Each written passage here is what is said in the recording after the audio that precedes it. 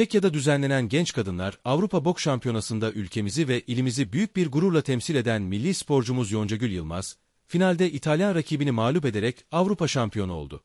Kırşehirli genç bir sporcunun azmi, disiplini ve kararlılığıyla Avrupa şampiyonluğu elde etmesi, ilimiz ve ülkemiz adına büyük bir gurur kaynağı oldu.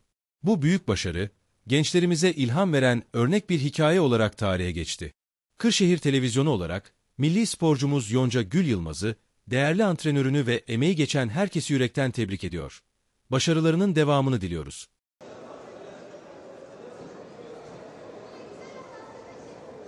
In the second place, silver medals, Sara Sperano, Italy.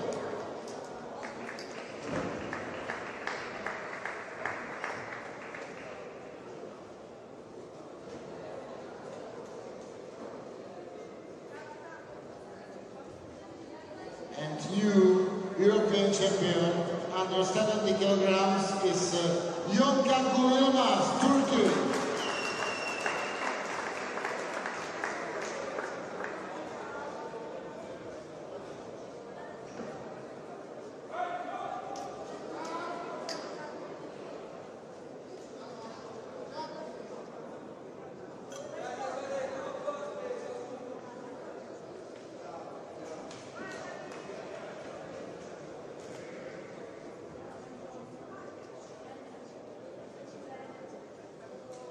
Please stand for the national anthem.